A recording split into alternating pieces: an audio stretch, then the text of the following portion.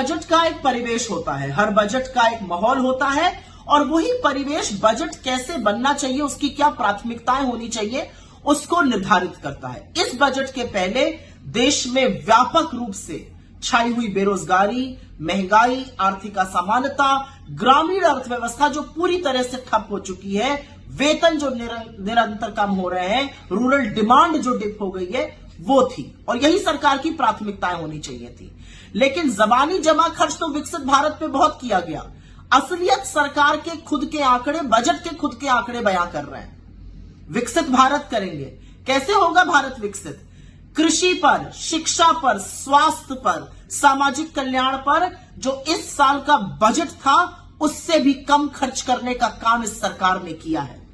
शिक्षा पर, स्वास्थ्य पर, सामाजिक कल्याण पर, कृषि पर कम खर्च करके उस पर कटौती करके उस पर कैची चला के आप विकसित भारत बनाएंगे।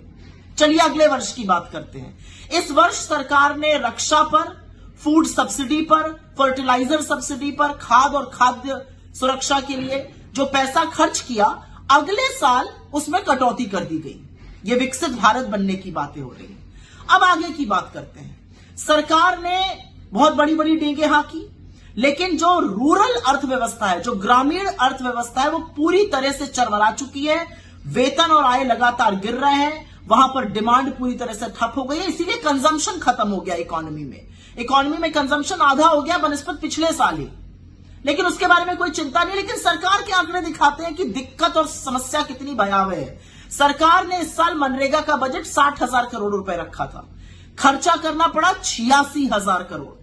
15.5 करोड़ से ज्यादा लोगों ने मनरेगा में रजिस्टर किया, क्योंकि उनकी या तो शहरी नौकरियां या गांव में रूरल क्षेत्र में जो नौकरियां थी वो चली गई, वो मजदूरी करने को विवश हैं। 86,000 करोड़ रुपए, 26,000 करोड़ रुपए ज्यादा खर्चा करने पड़े। सरकार का अपना आंकड़ा दिक्कत बयां कर रहा है, लेकिन सरकार दिक्कत मानने को तैयार नहीं है। अब बात कर लेते हैं कुछ बड़ी बातों की। वित्त मंत्री निर्मला सीतारमण या तो किसी और प्लैनेट पे रहती हैं या उनका आंकड़े का सोर्स ही कुछ और है। उन्होंने बिना पलक झपकाए कह दिया कि औसतन आय जो है वो 50% बढ़ गई है। कौन सा आंकड़ा ये दिखाता है? क्या गरीबी, क्या भुखमरी, क्या बेरोजगारी, क्या आर्थिक असमानता के आंकड़े ये दिखाते हैं? असलियत तो यह है कि सरकार के खुद के पीएलएफएस ने अपने सर्वे में कहा है कि मासिक आय लगातार 25% घटी है। तो या तो वो सर्वे और वो डेटा झूठा है, या आज भ्रमित करने का काम वित्त मंत्री ने किया है। बड़े बड़े जबानी जमा खर्च के बीच एक और बात हुई, ग्रोथ पर खूब सीना ठोका गया। 6.4% ग्रोथ आपको विरासत में मिली थी 2014 में। 10 साल बाद एवरेज ग्रोथ रेट 6% से कम है और पिछले 4 साल की देख लीजिए तो 4% से भी कम है। इसके मायने समझते हैं ना आप लोग? ग्रोथ कम होने का मतलब है व्यवसाय कम होगा, ग्रोथ कम होने का मतलब है नौकरियां कम बनेंगी, ज्यादा बेरोजगारी, ज्यादा भुखमरी, ज्यादा महंगाई, ज्यादा आर्थिक असमानता, ज्यादा गुर्बत, ज्यादा गरीबी। लेकिन सरकार को इससे क्या फर्क पड़ता है? वो जो बोल देंगे चरण चुंबक मंडली उसको चला देगी। फिस्कल डेफिसिट पे खूब पीठ ठोकी निर्मला सीतारमण जी ने अपनी। 4.8% पे मिला था आपकी सरकार को 2014 में, 5.8% पे है, पूरा 1% ज्यादा। 10 साल में एक बार भी आप फिस्कल डेफिसिट का टारगेट नहीं मीट कर पाएंगे। अंत में एक ही बात कहूंगी, चेस के ग्रैंड मास्टर आपको याद आए निर्मला जी? काश हमारी इस देश की होनहार कुश्ती लड़ने वाली वो बेटियां भी याद आई होती जो न्याय की गुहार लगा रही थी, जिन्होंने अपने बड़े बड़े अवार्ड वापस किए, लेकिन आप लोगों के कान पे जू तक नहीं रेंगी।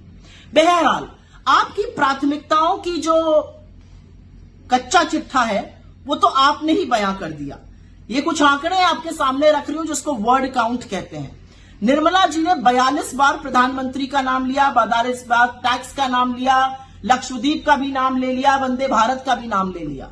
एक बार भी जॉब्स और एम्प्लॉयमेंट शब्द का प्रयोग नहीं किया गया। क्यों? क्या ये प्राथमिकताएं नहीं है?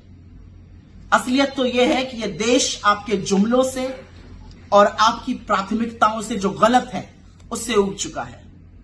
बस अब थोड़े ही दिनों की बात है, छुटकारा मिलने वाला है आपसे।